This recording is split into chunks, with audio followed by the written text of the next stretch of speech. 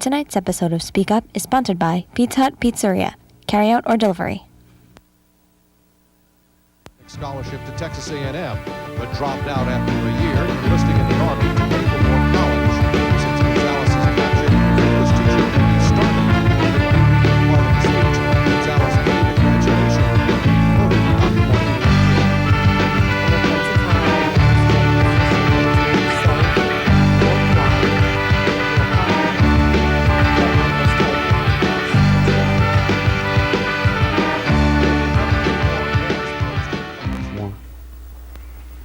Hi, welcome to Speak Up, another episode, different guest and the same flowers. Today's topic, we're going to be talking with Dawn Stiehl about piercings, and she works right downtown in the Commons. And I'm here with my host, guest host, co-host. Co-host. There we go. And Matt LaBlanc. Matt LaBlanc, the famous Matt LaBlanc. And I guess if we could start out with basic questions. Most of the people that you, most of your clientele is college students? Most of them in Ithaca are, yes. Mm-hmm. And what are the most common piercings, basically, that you start out with? You kind of go in spurts. We dub some days tongue day. You can have a couple people come in and 9 out of 10 will be a tongue. Wow. And then you have days where it's eyebrow day. So we kind of like joke around about that. And is every day really busy? Is a lot No, of people? we average 6-7 piercings a day. Really? Which isn't bad. Some days more, some days less. Mm-hmm. We look forward to the first weekend after the students' parents have left them. And you get a big rush after Yes. that weekend? Yeah, first weekend away from mom and dad, and they come and visit us. Is it common that you'll get someone coming in, like myself, that has no piercings at all? We come in and get one piercing and be back the next day or the next week and constantly coming in and... You'll see some of that. Some people really do it that radically where they get so many of them, in a short period of time. Others will take their time. They'll think about the piercings that they want done and they'll make it as a goal. So if I do really good on my midterms, I'm going to go and get my tongue pierced. So they'll wait and then that's what they'll do. Meaning... that's like a goal with themselves, not with their parents. Right. Oh, kind of like, a goal from themselves, that if they do well on their midterms and what have you, then that's their gift to themselves. Their own incentive. Yep. Why do you think people do it? Some people just to express their individuality. Some of the piercings people will come in for sexual pleasure. Some of the people will come in and they kind of get a high from the piercing. You get a little bit of an adrenaline rush, some people. So there's always different reasons. Does it hurt? They're all kind of different, It's hard to say, like a lot of people think the tongue is going to hurt really bad.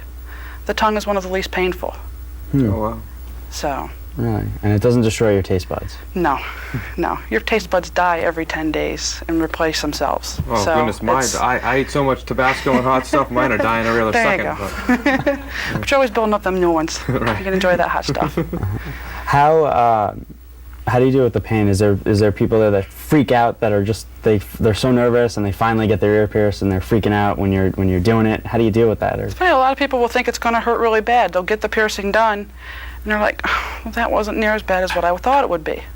Mm-hmm. So they're some people are a little bit disappointed. You get some of your people that are into the pain, so they're looking forward to some pain, and then it's not as bad as they thought it was. So we joke around with some of the people and tell them that pain is an extra $20.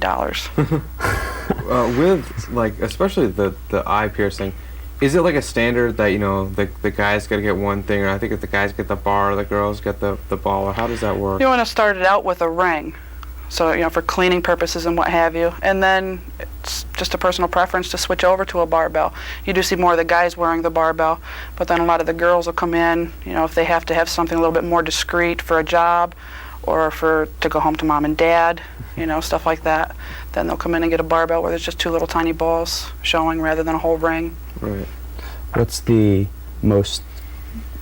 craziest piercing that you've ever done? Is there any new ideas, or has that all been done? Or there's always somebody coming up with a new piercing. I think probably the craziest one we have done, I've had some people come in and they have like a wicked scar from maybe a car accident or some kind of an operation or something, and they're tired of looking at this ugly scar, so they want something to make it look better, and they'll have me pierce that, their scar tissue, which might be in a strange area. Yeah.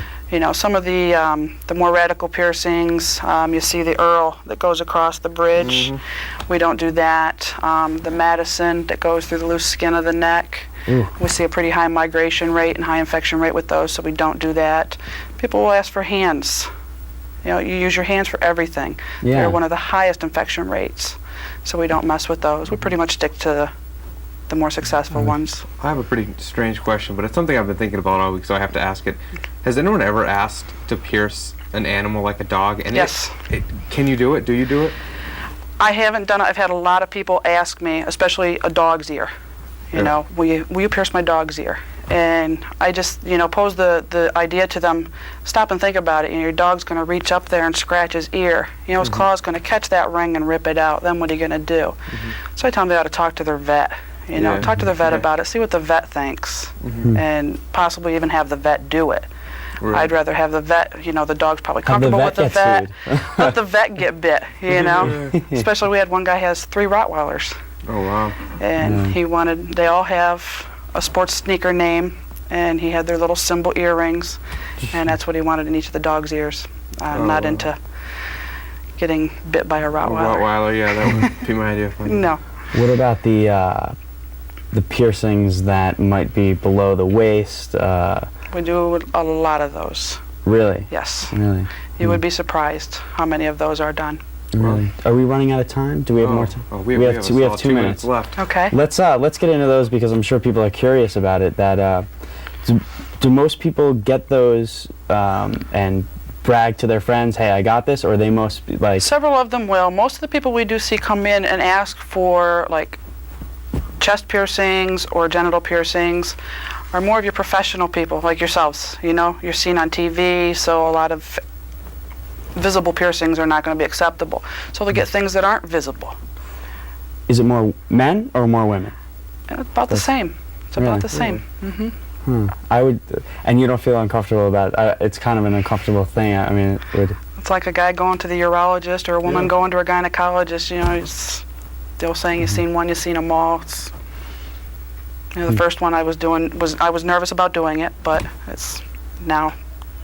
It's very nothing nervous to if it. you slip. I don't know. Preferably whoever's doing that piercing isn't going to do that.